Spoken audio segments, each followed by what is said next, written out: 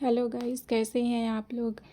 आज हम पढ़ने वाले हैं बच्चन सिंह की पुस्तक हिंदी साहित्य का दूसरा इतिहास। उसकी भूमिका देखेंगे। अगले वीडियो में हम और कुछ पढ़ाने की कोशिश करेंगे। आइए देखते हैं हम भूमिका। आरंभ में ही कह दूं, ना तो आचार्य रामचंद्र शुक्ल ने हिंदी साहित्य का इतिहास को लेकर दूसरा नया इतिहास लिखा जा रहा है और ना ही उसे छोड़कर, ऐसा बच्चन सिंह कह रहे हैं कि हिंदी साहित्य के इतिहास को लेकर दूसरा नया इतिहास लिखा जा रहा है और ना ही उसे छोड़कर।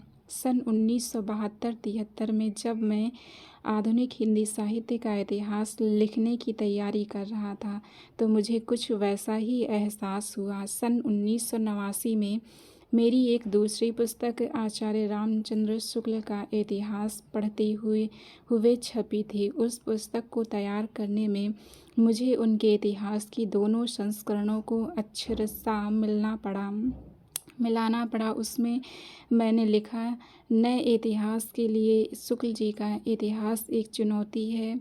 उनसे बहुत कुछ सीखने के साथ ही उनके ऐतिहासिक पैटर्न को तोड़ना होगा। जब रचनात्मक साहित्य पुराने पैटर्न को तोड़कर नया साहित्य बनता है तो साहित्य के इतिहास पर वह क्यों ना लागू हो। नया पैटर्न बनाना खतरे से खाली नहीं है।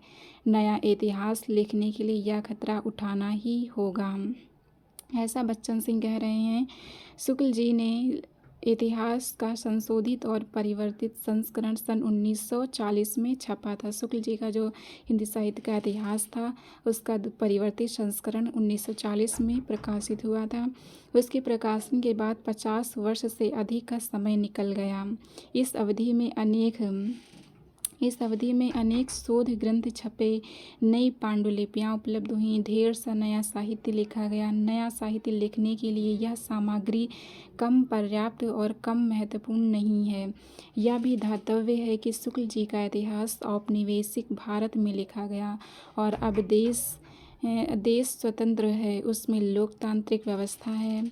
भारतीय लोकतंत्र की अपनी समस्याएं हैं, सांस्कृतिक सामाजिक संघर्ष है, उन्हें देखने समझने का बदला हुआ नज़रिया है। इसे नए संदर्भ में यदि पृष्ठ पेषण नहीं करना है तो नया इतिहास ही लिखा जाएगा। यूँ तो प्रगतिवाद और अस्तित्ववाद का प्रभाव परितंत्र भारत के आधुनिक साहित्य पर दिखाई पड़ने लगा। 60 के बाद अस्तित्ववाद अपने चरम उत्कर्ष पहुंच गया था। जब चरम उत्कर्ष पर पहुंच गया, 8वें-9वें दशक में ऐतिहासिक परिप्रेक्ष्य के बदलाव के चलते अनेक नए प्रत्ययों का जन्म हुआ, जैसे राष्ट्र औपनिवेशिकता, उत्तर औपनिवेशिकता, तीसरी दुनिया, उत्तर आधुनिकता, वैश्विक ग्राम, खुला बाजार, संचार माध्यम आदि। इनके माध्यम से विकसित देश, विशेषतः अमेरिका, तीसरी दुनिया पर अपनी संस्कृति लादने लगे। तीसरी दुनिया की संस्कृति पहली दुनिया की संस्कृति का चारागाह है। भारत तीसरी दुनिया में आता है, ऐसा बच्चन सिंह कह रहे हैं कि भारत कहाँ आता है, तीसरी दुनिया में आता है। स्वतंत्र होने के बाद हम क्रमशः मानसिक परितंत्रता में कसते गए हैं। जो काम मैं काले नहीं कर सका वह बहुराष्ट्रीय कंपनियां, विदेशी अवधारणाएं और जीवन शैलियां कर रही हैं। इनसे प्रभावित कुछ लोग फासिस्ट संस्कृति का सृजन करने लगे हैं। साहित्य सांस्कृतिक उत्पादन है। अब क्या था, विदेशी विषय वस्तु शैली कोड ग्रहण किए जाने लगे, पर अन्य लोगों ने इनको स्वदेशी संदर्भों से जोड़ा और कुछ अपनी जड़ों को नए सिरे से खोजने लगे। परंपरा और आधुनिकता में टकराहट हुई और हो रही है, यह शुभ लक्षण है। आधुनिक काल के 8वें और 9वें दशक में साहित्य को इस परिप्रेक्ष्य में देखने का प्रयास किया गया। आगे हम पढ़ते हैं। इधर टेक्नोलॉजी का अध्ययन के नए नए उपायों का विकास हो रहा था। इसके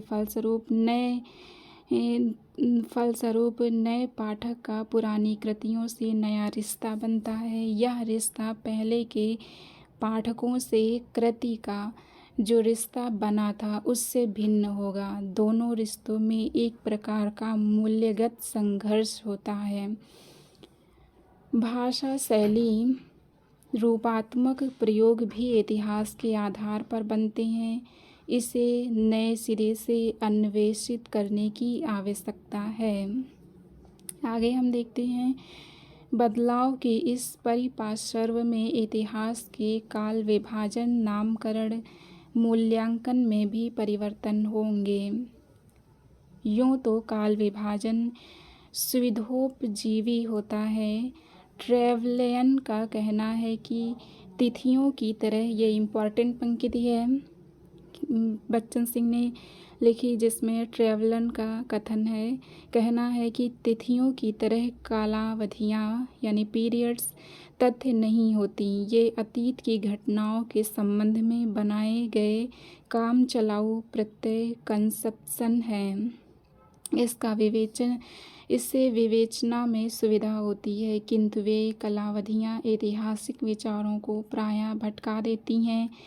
काल विभाजन की ये अनधानता शुक्ल जी से फुटकर खाता खुलवाती हैं। इतिहास का यह है कि एक ही कालावधि में अनेक प्रकार की साहित्यिक प्रवृत्तियाँ होती हैं। उनसे या तो सह अस्तित्व होता है या टकराहट होती है। पहले आदिकाल, मध्यकाल, आधुनिक काल की संज्ञाओं को लें। इस तरह का काल विभाजन अब पुराना पड़ गया है, ऐसा बच्चन सिंह कह रहे हैं। ना तो यह साहित्य इतिहासकार को मान्य है और ना इतिहासकार को।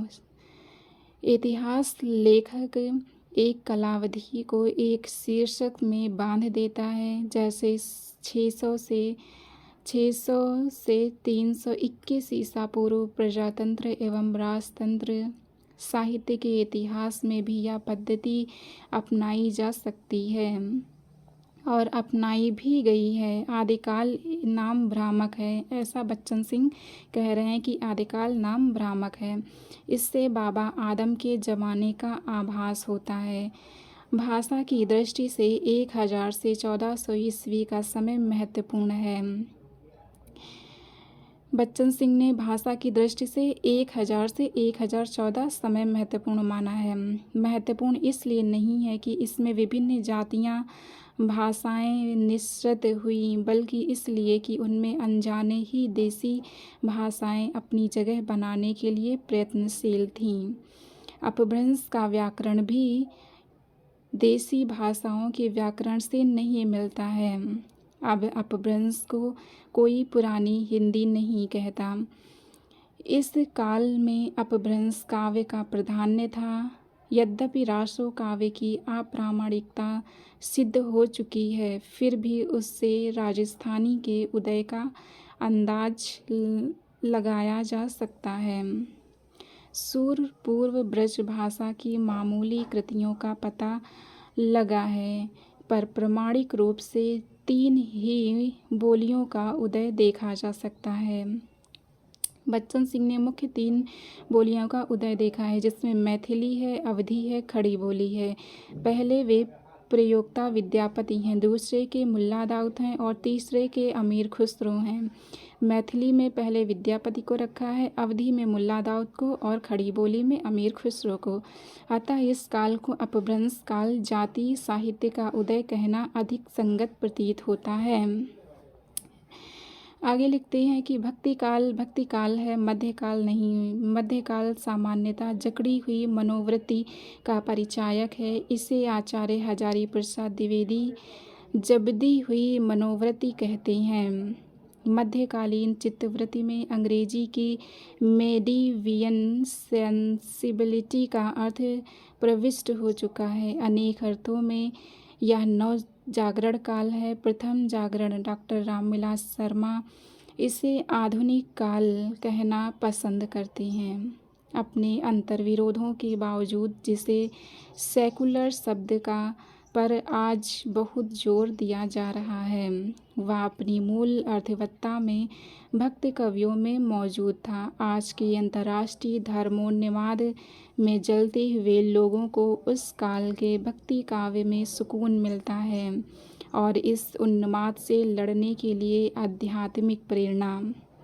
रीतिकाल के कवियों में भी धर्मनिरपेक्षता की आहट सुनाई पड़ती है। भारतवर्ष का इतिहास लिखने वाले कुछ लोगों ने 800 से 1200 ईस्वी को मध्यकाल ठहराया है। इस दृष्टि से यह भी परिलक्षित है कि भक्तिकाल मध्यकाल नहीं कहा जा सकता।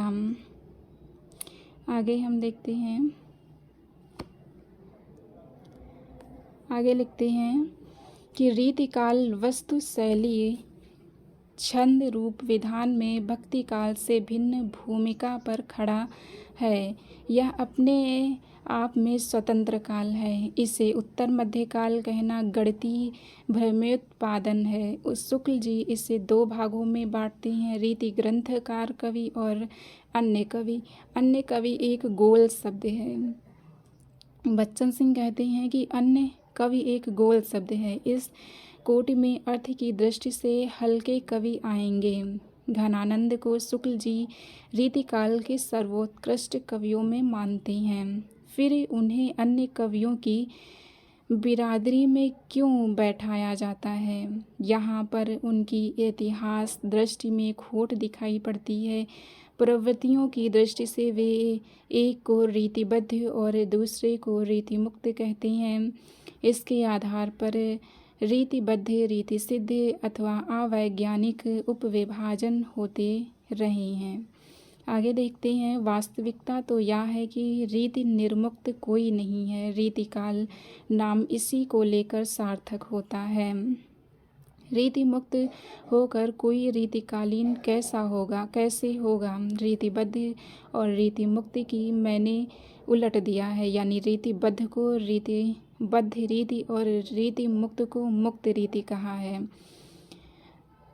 घनानंद ठाकुर बोधा आदि रीति से सर्वथा मुक्त नहीं है। उनमें रीति तत्व है, उनकी बद्धता नहीं है। इस नाम से निरंतर भी बना रहता है और उनका बदलाव भी रीति से मुक्त होने के लिए जिससे जितना अधिक संघर्ष किया उसकी संवेदना उतनी ही घनीभूत हो गई। इस काल में हिंदी शैली की उर्दू कविताएं लिखी जा रही थीं। उनकी भाषा खड़ी बोली आत्मा सेकुलर है।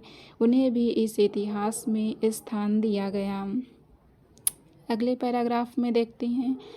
आधुनिक काल कालवाचक होने के साथ ही प्रवृत्तिवाचक भी है। आधुनिक होने की प्रक्रिया का आरंभ 1857 से होता है। 1857 से 1920 तक का नवजागरण युग।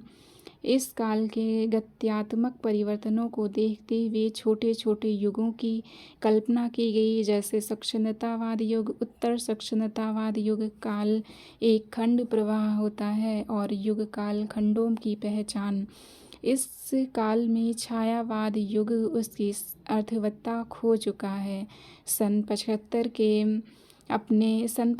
के अपने एक लेख में मैंने इसे साक्षरतावाद युग कहा है। ऐसा छायावाद को कह रहे हैं बच्चन सिंह कि मैंने अपने 75 के अपने एक लेख में मैंने इसे साक्षरतावाद युग कहा था। धीरे धीरे साक्षरतावाद छायावाद में निराकृत करता गया। छायावाद के अंतर्गत केवल काव्य लिया जाता रहा, गद्य इसमें अंतर्भुक्त नहीं हो पाता है।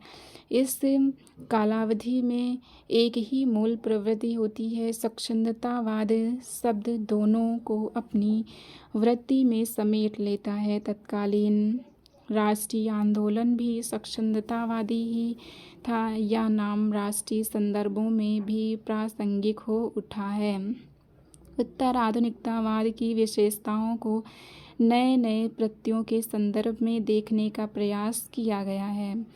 साहित्य के इतिहास को साहित्यिक बनाए रखना इतिहासकार का केंद्रीय धर्म है। इसके लिए शुक्ल जी से सीखा जा सकता है। ऐसा बच्चन सिंह ने कहा है कि साहित्य के इतिहास को साहित्यिक बनाए रखना साहित्यकार का केंद्रीय धर्म है। इसके लिए हम शुक्ल जी से सीख सकते हैं, ऐसा उन्होंने कहा है। किंतु यह सीखना भी अलग किस्म का होगा। पूर्ववर्ती साहित्य को वही रहता है, पर उसे पढ़ने की दृष्टि बदल जाती है। भक्ति काल को शुक्ल जी ने एक ढंग से पढ़ा और द्विवेदी जी ने दूसरे ढंग से। आज के परिवेश में जो अंतर्राष्ट्रीय हलचलों से जुड़ गया है, नए सिरे से पढ़ने की ज़रूरत है। किसी हद तक हिंदी साहित्य को इसी दृष्टि से पढ़ने और इतिहासबद्ध करने का प्रयास किया गया है, बच्चन सिंह ने अपनी ये भूमिका में लिखा है। यहाँ पर हमारी भूमिका कंप्लीट होती है। आगे हम देखते हैं दूसरे संस्करण की भूमिका बच्चन सिंह ने लिखी है, जिसमें दूसरा संस्करण है, जिसमें देखते हैं लिखा है कि साहित्य इतिहास लेखन का एक प्रवाहमान है और गत्यात्मक प्रक्रिया है। कोई महत्वपूर्ण नई पुस्तक छपी कि इतिहास लेखन के पुराने ढांचे से छेड़छाड़ शुरू करनी पड़ती है। संबद्ध लेखक का पुनर्विवेचन अपेक्षित हो जाता है। दूसरा, इतिहास के नए संस्करण में इसका पूरा ध्यान रखा गया है। जिन लोगों को आचार्य शुक्ल ने हिंदी साहित्य का इतिहास के आगे कुछ नहीं सुझाया पड़ता है, उन्हें अपनी आँखों का इलाज कराना चाहिए। ऐसा बच्चन सिंह कह रहे हैं कि जो लोग सिर्फ आचार्य रामचंद्र शुक्ल का हिंदी साहित्य का इतिहास पढ़ते हैं, उसके आगे उन्हें कुछ नहीं सुझाई देता है, तो उनको अपनी आँखों का इलाज कराना चाहिए। ऐसा बच्चन सिंह कह रहे हैं। नए इतिहास से अंधश्रद्धा और यथास्थितिवाद को चोट पहुंचती है और जाने अनजाने वर्ग वर्ण चेतना को धक्का लगता है। नया दूसरा इतिहास इसी की कोख से पैदा होता है। राधा कृष्ण प्रकाशन की स्वाधिकारी श्री अशोक महेश्वरी को सूचना उद्योग से ज्ञात हुआ कि हिंदी साहित्य का दूसरा इतिहास स्त्री लेखन को कम स्पेस दिया गया है। महेश्वरी ने इस ओर मेरा ध्यान आकृष्ट किया। इस संस्करण में स्त्री कथा लेखन का स्त्रीवाद सोच के तहत विस्तृत विवेचन हुआ। प्रथम संस्करण में कुछ महत्वपूर्ण नाम क्यों छूट गए, मुझे स्वयं आश्चर्य है। उन नामों को इस संस्करण में शामिल कर लिया गया है। या दूसरा संस्करण कंप्लीट होता है बच्चन सिंह का। यह था हमारा बच्चन सिंह का दूसरा इतिहास, जिससे क्वेश्चन अक्सर बन सकते हैं, इसलिए मैंने यह वीडियो आपके समक्ष प्रस्तुत किया है। उम्मीद है कि मेरा यह वीडियो आपको पसंद आएगा। धन्यवाद।